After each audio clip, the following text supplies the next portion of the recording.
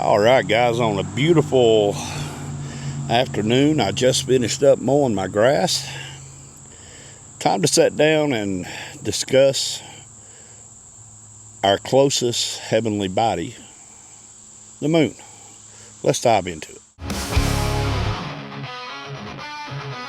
T-bone roars like a thunderstorm blast. Engine growling as the trees rush past. Wheels on fire carve the mountain's face. The legend rides with a reckless grace. T-bone's shadow cuts the sky through the peaks where... Welcome in, guys. If you're new here, welcome in. Grab you a drink, get you a good, comfortable spot to sit down. We're going to talk about the moon. If you're new here, my name's T-Bone. I shoot motorcycle-related content, and as you're about to witness, any kind of content. So if you found this on the replay, gang, I invite you to go backwards from here. Before you hit the subscribe button, go check out some of my other videos. And if you like what you see, maybe consider giving us a like and subscribe. But I wanted to do this again. Of course, I shot the Roswell episode like this. I gotta tell you guys, I'm enjoying just kind of sitting down and shooting these episodes. I'm enjoying this. This is fun. But let's talk about the moon landing. Now, I was in someone's chat. I can't remember if it was a premiere video or if it was a live where everybody was up on the talking. I can't remember, but there was a conversation going on, sidebar, I think, about the moon landing in 1969. Or it had made its way into the conversation. It could have been on Frog and Lolly's channel, Mystical Rise, Mythical Themes. If you have not checked them out, they're in my friends list. Go check out Frog and Lolly and give them a subscribe and a like and tell them T-Bone sent you. But I don't remember exactly where it was, so... But anyway, the conversation came up about the moon landing in 1969 being a hoax. Now, in my research, guys, that I have done on the moon landing, life on the moon, everything I have consumed between Secure Team 10, the Y-Files, and a bunch of other places over the years, I've consumed a lot of information about the moon. In short form, do I think the moon landing was real? Sure. But there's a lot to break down there, and that's kind of what I want to do with this episode of Rolling with T-Bone, is I kind of want to stop and break it down and try to get the mindset of a 1969 America that led to going to the moon, and then all the stuff that subsequently happened after that. Alright, guys, so y'all who have been with me for a while on this channel, you know I like to talk about jump-off points. Now, somebody asked me one time, they said, why don't you call it a jump-on point? You're jumping on a subject. Well, the way I do it is I pick a particular point in time for a jump-off point. I talk about that moment in time and what comes subsequently, later on down the road. So the jump-off point for the moon landing, if I was going to go and pick a jump-off point for the moon landing, it would have to be, well, the election of John F. Kennedy in the 60s. JFK, now famous speech, where he resolved that we would put a man on the moon before the end of the 1960s. Now, conspiracy theory aside, murkiness aside, you guys who have been with me a while, you know I don't like to really get into the murkiness of conspiracy theory and all that stuff. So, where we're at with this jump-off point is Kennedy has been elected. He has resolved that by the end of the decade of the 60s, that we should put a man on the moon. Now, let's think about that just for a moment. Let's talk about just that fact. putting a man on the moon by the end of the 60s. The jump off point on that, I believe, comes on the day after Kennedy took office. He sat down and he was briefed about the state of the country. He kind of got the State of the Union briefing from one president's staff to another. And I don't think there was any kind of UFO talk, alien talk. I think the drive to put a man on the moon had to do more with losing the superpower status to the Soviet Union. Because you got to think about the 1960s America, guys. It was a different world. People throughout the 1950s and the 60s were living in fear of nuclear war. You got to think, we were in the Vietnam War was going on during this time. So the very real fear, World War I and World War II is already over. The very real fear of World War III was right there. People were terrified of World War III because there was one uncomfortable truth that everybody had accepted about what World War III could look like. World War III, even today we still have this fear, will be most likely a nuclear war. Meaning that at some point, if the world goes into a full world war again, like we did with World War I and II, at some point somebody's going to push the button. And that is a real fear today, even. You got to think about the implications of that today, some nearly 60 years later. But in the 50s and 60s, with everything that was going on in the world with war, with the Soviet Union, everything we had been through with Germany, people were actually so terrified of what World War III would look like is that they sold them and people bought them and put them on their property. They were buying bomb shelters. I mean, people in the suburbs, people in the sticks, all across this country were buying bomb shelters and putting them on their property. That's how real the threat of nuclear war was. So then let's take that into account at the jump off point. The real fear of World War III being a nuclear war. So how do you, in one step, comfort your own country, which is what Kennedy had to do? The second step, remind the world that you are America, that you are a superpower. And 3, not launch World War III. Now, people have talked about the space race. Guys, by the time the space race began, and you got to think of who was really leading the space race at this point. The Soviet Union had already put Sputnik 1 and 2. Russia had already put Sputnik 1 and 2 in the air. They were gone. That was old history. We would subsequently find out that they also put a chimp in outer space. So, and I want to crush this myth before we go any further with this episode. There is this myth, guys, that we can't get off this planet.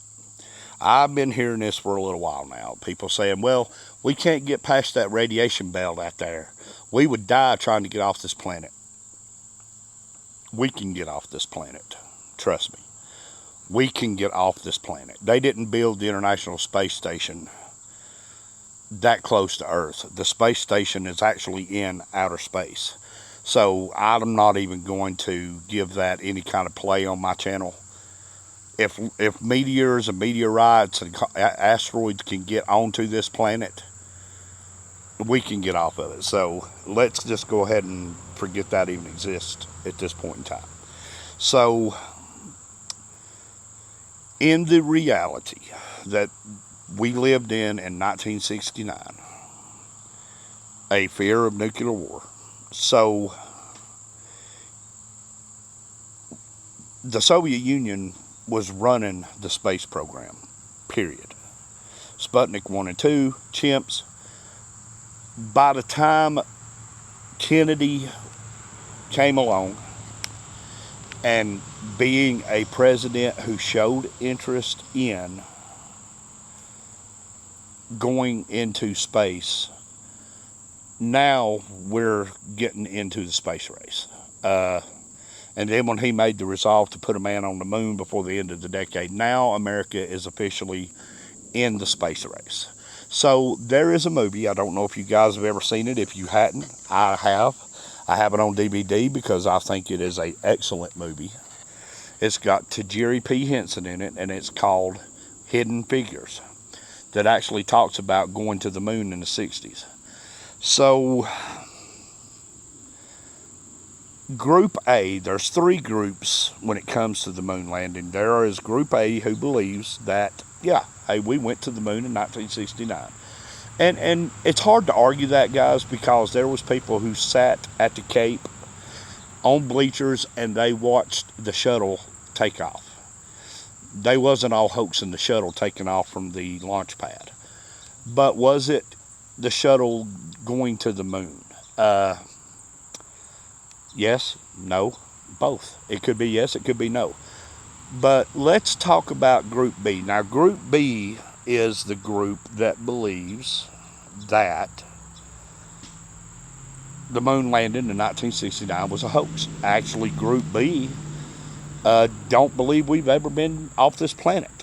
So Group B got this movie. I haven't seen the movie. I haven't watched it, but apparently there's a movie or a documentary or something. It's something. I haven't watched it. I remember seeing it pop up as a commercial one time or twice or something a long while back about the moon landing being shot on a soundstage that the government had hired Hollywood basically to come in and stage a moon landing in a controlled soundstage.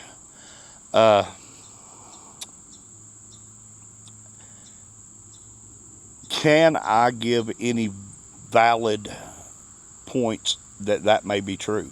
Yeah, I can. Because when you look at the timing of 1969, let's just take a minute and slow down here, and let's just think about the technology of 1969. Not anything else, not the space shuttle, not the rocket boosters. Let's just talk about, in general, the technology of 1969. Guys, 1969, computers were human beings. Actually, they were number crunchers. The movie Hidden Figures will tell you all about them. That was the technology, was human beings who knew how to crunch numbers. They were called computers. That was the job title. They were computers. So, you would have to have advanced technology to come along to replace the human beings. So that would be later on down the road. So when you think about technology in 1969 America, we are very much in 1969, guys, still a analog country, world. Meaning we're still very steampunk. We're still very gears and gadgets and gizmos and mechanical. Everything is still very mechanical. Your clocks were the ones that had the flip dials. That was all mechanical. There was no digital technology advanced. There was some digital technology, but we hadn't come into the digital age yet. We were still very much analog. So the hoaxers believed that in 1969, when you look at the world we lived in 1969, that we simply just did not have the technology to go to the moon. Now, I believe we had the technology, we just didn't know how to use it. Now, we're getting into Group C. And Group C, guys, That's actually the group that I belong to. All right, guys, sorry about that. I had to get a smoke. If smoking offends you and you leave the channel, I'm sorry to see you go, but bye. I've smoked longer than probably some of y'all been alive, so. But anyway, I'm not politically correct. If you're new here, this is not a politically correct channel. I do not do political correctness on my channel. So if you're offended by me not being politically correct, then I hate to see you go, but take off and go ahead and leave now. But anyway, my group, guys, Group C is the group that believes that yes, we did go to the moon. However, we didn't go when we said we did. Now, T-Bone, that is a bold statement. Can you add anything to that to validate that? Yeah. As most of y'all know, when I say something, I usually have receipts for it when I say it. The first receipt for that statement is very simply that when I was out here last time and I shot an episode like this, it was about Roswell, New Mexico. Now, if y'all remember at the end of that episode, I made the statement, the factual statement that I believed that a UFO crashed in Roswell, New Mexico in 1947. I believe that. So then the two words that I could not put together that day because I was so tired shooting that episode was reverse engineering. I could not find the word reverse or engineering and put them together. I was saying reverse technology. I was saying all kinds of crazy stuff.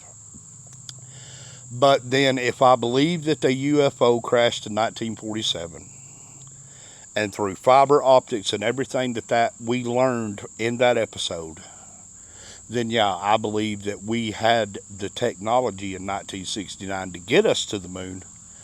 I just don't think that we understood how to use it at that time. Now, that statement is a bold statement by itself to say, yes, I think we went to the moon. It's a bold statement. It's even bolder to say, but I don't think we went in 1969.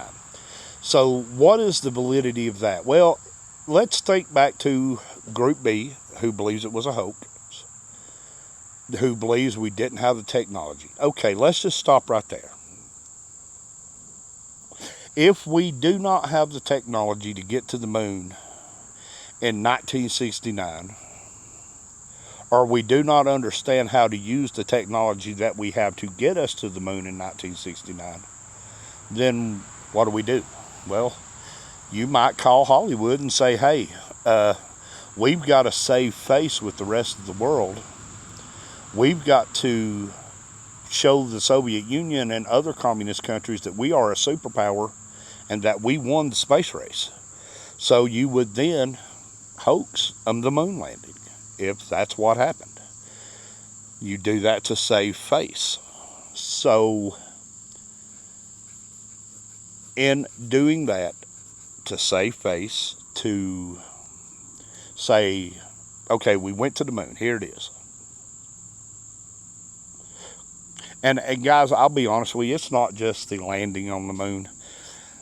The reason I say, and I hate to keep getting squirrels here, but I have seen videos that showed little rocks turning into crabs and crawling across the surface of the moon while the guys were up there working.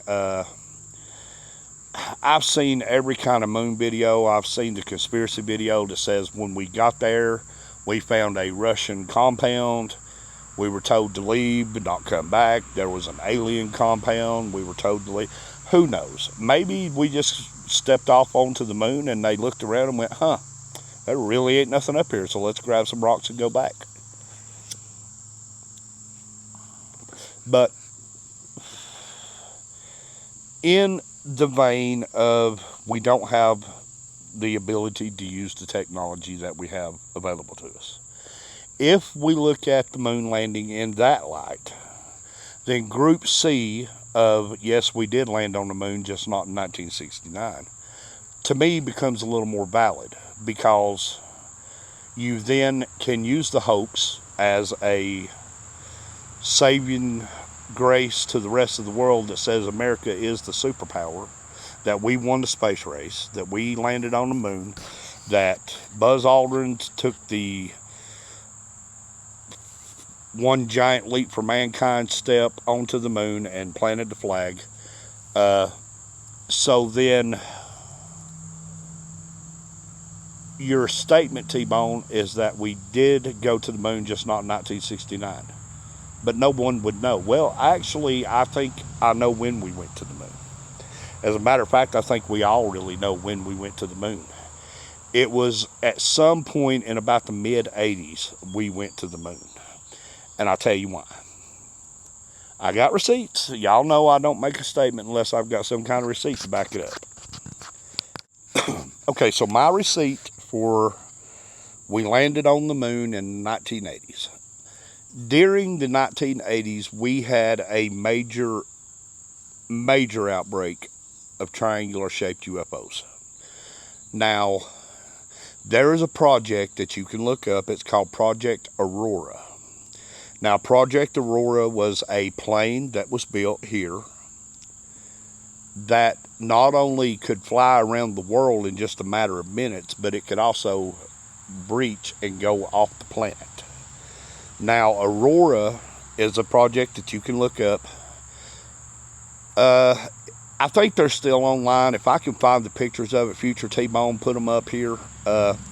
It was images took across the United States by Google Earth that showed a contrail that went from one side of the country out the other side of the country, out over the ocean, until Google just quit taking pictures of it. They believe that contrail came from Aurora. Okay, so the uptick in the triangular UFOs in the 80s. We know that the B-2 bomber, the B-51 bomber, we know the SR-71 Blackbird could have all been misidentifications of UFOs or mistaken as UFOs. So then, if you think back to what I just said a few minutes ago in this video about having the technology but not knowing how to use it, I think some of these UFO sightings in the 80s was us just trying to figure out how to use the technology. So now we've built this plane that can breach our perimeter and get us out into space. And remember, we've already determined that we can get off this planet. So now that we have this equipment, what are we going to do? Well, we're going to practice with it. We're going to try to train with it. We are not going to, and I know I got people in other countries watching this video. I got Toga over in Turkey. We've got Dave and Oz and a couple other people in Australia. One thing we do in this country is we test stuff. Whether it be automobiles, whether it be planes, whether it be jets. We actually will spend the money to test stuff.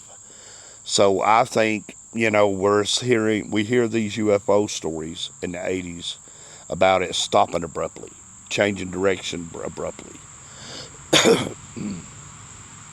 And of course, a lot of times, the eyewitness information will say, well, we don't have nothing on this planet that can do that. We don't have nothing that can do that. Well, if you look at the Aurora project, we had built it. We built something that could do that. So I think some of the misidentifications were us trying to figure out how to work this technology so that we could then send someone to the moon, have them walk on the moon, investigate the moon, and then come back to Earth. We would have tested that many, many times before we did it. There seems to be this ideal put out by Hollywood that we would just haphazardly throw people onto a ship and send them out. No. In this country, we will test things to a fault. That's just the way it's always been. So then, if you take that into account, that we have Aurora. Aurora can get us to the moon. It can get us past the moon. So then, the 80s would have been the prime time for us to say, okay, we have this technology now under our control. We know how to use it. We know how to safely maneuver. Let's go walk on the moon. So that changes the timeline from 1969 to sometime in the 80s. And I'm going to say mid to late 80s. So, in this episode, I have not gotten into the murky water of conspiracy theories. I've just tried to talk about the moon landing as an event that happened. I believe it did happen. I'm with Group C, guys. I think it happened. I just don't think it happened when we said it happened. Sleight of hand was going on right there, I do believe. But, I mean, look, guys, at the end of the day, does it matter whether we went and landed on the moon or not? No. To you and me, the moon landing never put no money in our pocket. It never put no food on our table. So really, other than just the novelty of curiosity, the moon landing really doesn't have no significance on you and I. But the moon does. Outside of how it affects our seasons here on this planet. The phases of the moon. The old almanac, the old farmers used the moon to decide when they were going to plant crops and harvest them. That's why you have the harvest moon, the blood moon, the new moon, the thumbnail moon, the full moon. The phases of the moon on this planet are very important. So, and like I said, when it comes to the moon can get very murky. I even watched something on the Y-Files, I think it was, where the dude and the goldfish were talking about the Anunnaki, about they towed the moon in to our orbit. I don't buy that. I don't think the Anunnaki were real, because I think there would be more significant evidence of their existence. We know that the Mayans lived because we saw the Mayan calendar. We have stuff from their culture. We know that the ancient Egyptians existed the way they did because we have the proof of it. We have evidence of it. So, for me, just in my own opinion that I have formed, I don't really believe that I actually fall into the category of a believer in the Anunnaki. Not saying it can't be true. I'm just saying that for me, there's not enough proof there that it does exist. They do exist. And the fact that they talk about the moon being pulled into, towed basically from somewhere else to here. I know that there's supposed to be some kind of ancient writing out there that talks about a time. The people on this planet talked about a time before the moon existed. Again, I've never looked at that, read it. I can't give no validity to that. But to me, that's part of the murky water. That falls into the conspiracy theory stuff, and you can really get lost in that stuff, guys, if you're not careful. So I try to stay as far away from that stuff as I possibly can. But as far as the significance of the moon goes, as I said, the landing itself not really that important or significant to you and me, the average person out here living from day to day. It's a curiosity. It's a wonderment.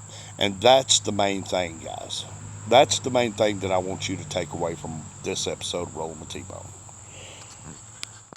What I want you to take away from this episode of Rolling with T-Bone is the mystery and the wonder of the moon. Guys, when you go out at night and you sit down and you've got your favorite beverage, you've got your comfortable chair, there ain't no clouds in the sky, and then you look up and you see that beautiful full moon.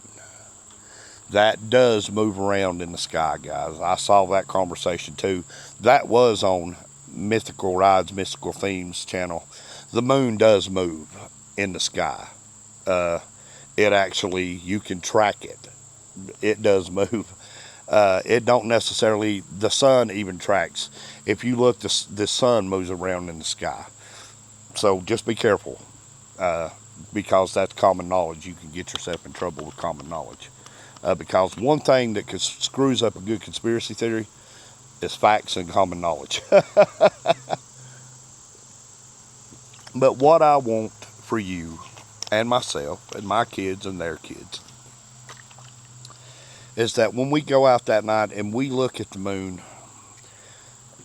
I want to still be able to look at the moon, even 48 years old, and go, wow. Wow. Guys, the moon to me is beautiful. I love when it's a clear night and you can see the full moon. I think that's one of the most beautiful things in our night sky. And let's just be honest, isn't it a little more important to have the mystery, the the wonderment? What is going on up there? What is up there? Do we have, that kind of goes back to an old saying that Gen X has had that was passed down from us through generation to generation. Do we really have to know everything about it? I don't. I mean, I love to just look at it. I hope it's always there for people to look at. And I hope that people do not get so desensitized by technology. That's a real scary thing that I think about, guys. And I'll tell you why. It scares me that someday we are going to be so consumed by technology that we're going to forget to look at the moon and go, wow, isn't that amazing? Isn't that beautiful? Think about it. I mean, how many things in life that we used to enjoy in the 80s and 90s, 60s, 70s, 50s, 40s, how many simple things that we used to just absolutely enjoy doing are lost now? Within one generation, they're gone. Sitting on the porch, drinking a glass of sweet tea, talking to grandma and grandpa and mom and dad, and the phone was ringing in the house. Let it ring. They'll call back if it's important. Uh, just those small moments of time at the end of the day when the family would come together and sit down. And if it was nighttime, you would look at the stars and you would look and you would say, oh, this planet's here and it's moved over here. Or you would look at the moon and you say, wow, man, it's bright tonight. How much of that stuff in one generation have we actually lost? As we get deeper into the technological age, and guys, technology hasn't peaked yet. Technology has nowhere near peaked yet. We still have a long way to go with technology. Technology will continue to advance until it's running everything. So if you think about that, in a generation, we've lost the simpleness, the innocence, if you will. I'm scared that someday people are not even going to look up to see the moon. And to me, and this is just me, that's the real travesty. That's the real tragedy. That's the real injustice to yourself. To be able to ride through the mountains and look away from a phone screen and see beautiful mountains and trees and sky and all of the wonder that God has put here for you and I to enjoy. But we're so busy with our face shoved into a screen that we don't notice it. Right now, we still have a healthy curiosity about the moon. And if we have to float conspiracy theory ideals to keep the moon prevalent in our lives, then so be it. But I'm afraid that one of these days, the moon's just going to become just another thing that's there. Nobody's going to care to look at it. and that's sad. But so, just like the 1947, and if you're new here and you just found us, go back and watch my Roswell episode and watch some of my other videos before you hit that subscribe button. I always tell everybody, don't subscribe to my channel until you've watched some of my videos and you think I'm right for you. Know what you're getting into, because when you hit that subscribe button, guys, it don't cost a thing. I don't have a merchandise store. I don't have a Patreon. This is just me doing this because I enjoy doing it. It's my hobby. I'm not trying to make no kind of living. I'm not trying to launch nothing. I'm just a simple, stupid old country boy who just thinks about stuff and who studies about stuff, like the moon, like Roswell, like UFOs. We talk about ghosts and goblins and paranormal stuff. We talk about Bigfoot. I try to make it open that we can talk about anything here, because all that stuff interests me. And I have found, so if you're new here, I've got some announcements to make. Last year, this exact time last year, I launched a new series. Well, October. I launched a new series called Cryptids of North America, where I dedicated the entire month of October, the month of Halloween, to the cryptids of North America. We talked about Bigfoot, the Jersey Devil, we talked about Mothman, we talked about Chupacabra. So this Halloween, this October, I'm going to be doing another series. It won't be cryptids, but I will be dedicating this entire series to one subject. And I think it's a very cool subject. I think it, historically speaking, is what gives Halloween its luster. So y'all come back for that. There'll be a lead-in episode at the end of September, and then if I get to work, I've got to shoot this content. But if I do my job, every Monday in October, we will have a episode of Rolling with T-Bone and the history of, and then Halloween night, which will be on a Friday this year. So that Friday night at 7:30, there will be a very special Halloween episode of Rolling with T-Bone that will end up the series. So y'all keep your eyes open for that. We are still under construction with Rolling with T-Bone. Things are changing for me from day to day. The way I'm wanting to shoot, the content I'm wanting to shoot, and that's just part of me evolving this channel and growing into the next phase. If you go back to my old videos, you will find a lot of evolution that has happened on this channel. But yeah, there it is, guys, the 1969 landing on the moon. Now, everything I've talked about here is common knowledge. It is knowledge that's out there for public consumption. I'm not just making bold claims. And I really want you guys to go check out Project Aurora. Project Aurora is why I can hang my hat on saying what I said about going to the moon. So, in the Roswell video, I said, yes, I believe the UFO landed or crash landed in Roswell, New Mexico. And yes, I think we landed on the moon. I just don't think it happened when we said it happened. So there's two for sure things you've heard T-Bone say on Rolling with T-Bone. But in full transparency, guys, I always try to be transparent with you guys on this channel to let you know what my thoughts were. The 1969 moon landing, this video was nowhere on my radar. I had not thought about shooting this video. I had not thought about making this a subject on a episode of Rolling with T-Bone. I had give this subject absolute zero thought. So this is a episode that came out of nowhere for you and me.